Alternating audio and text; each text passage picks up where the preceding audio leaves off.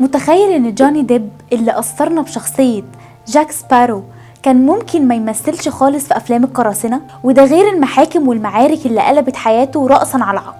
في الحلقة دي هنعرف ازاي بقى أيقونة في هوليوود وأسرار محدش يعرف عنها حاجة. أنا حبيبة مصطفى وده برنامج أسرار مشاهير هوليوود.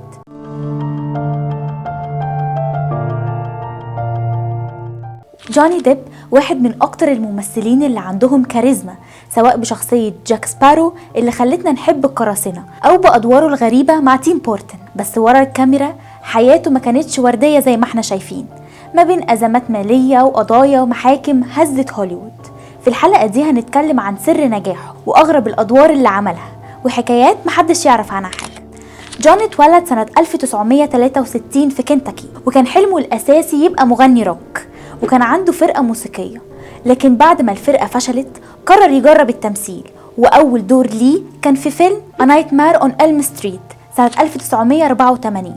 الانطلاقة الكبيرة كانت مع مسلسل جامب 21 ستريت اللي خلى شكله يبقى أيقونة للمراهقين في أمريكا. بس جوني كان عايز يبقى أكتر من مجرد الولد الحلو، فقرر يختار أدوار غريبة وغير تقليدية زي إدوارد سنسور هاند وسليبي هالو.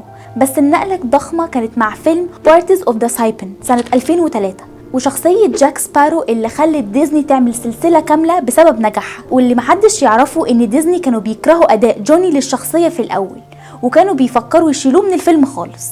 جوني ديب قدر يحول شخصية جاك سبارو لأيقونة بفضل طريقته المميزة في الكلام والمشي، واللي قال انها مستوحاة من شخصية كيث ريتشاردز عضو فرقة رولينج ستونز. السلسلة دي خدت إيرادات أكتر من 4 مليار دولار، وده خلى أجر جوني ديب يوصل ل50 مليون دولار عن الفيلم الواحد، وده خلى ديزني تغير رأيها تماما عن جوني ديب. الأغرب إنه رفض دور البطولة في فيلم تايتانيك، وقال إنه شاف إن السكريبت ممل جدا، والدور راح ليوناردو دي كابريو. ومن أغرب أدواره كان هاد ماتر أليس إن وندرلاند، واللي بسببه جوني قعد يدرس في علم النفس علشان يفهم ازاي يقدم الشخصية الغريبة دي. حياة جوني ديب اتقلبت لما طليقته امبر هيرد اتهمته بالعنف المنزلي ورفعت عليه قضية تعويض ب50 مليون دولار.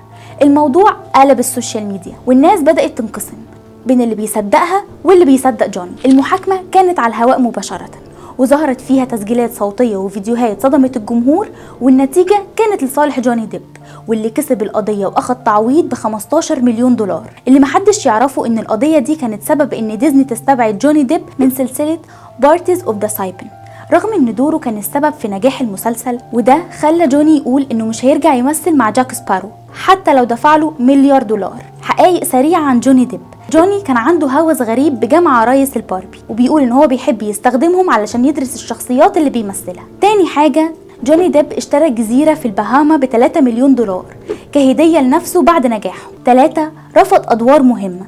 جوني رفض دور نيو في ذا ماتريكس، وقال انه مش حابب فكرة الكمبيوترات اللي بتتحكم في الناس، والدور راح لكيانو ريفز.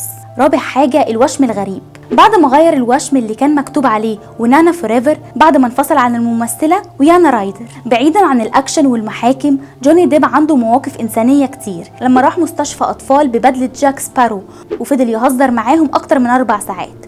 وكمان عنده منظمة خيرية لدعم الأطفال المصابين بالسرطان، وبيتبرع بملايين الدولارات لمستشفيات الأطفال، وعمره ما بيعلن عن تبرعاته علشان بيقول إن الخير ما بيتقلش. في موقف شهير، جوني دفع مصاريف جنازة واحد من أصدقائه اللي انتحر، وساعد عيلته من غير ما يعلن عن ده في أي مكان. دي كانت حكاية جوني ديب، النجم اللي قلب هوليوود بشخصية جاك سبارو، واللي واجه أزمات كان ممكن تدمر أي حد، لكنه قدر يرجع بقوة. ايه اكتر دور حبيته ليه؟ شاركنا في التعليقات، وما تنساش تعمل لايك واشتراك وتفعل الجرس عشان يوصلك كل جديد عن نجوم هوليوود. اشوفكم الحلقة الجاية.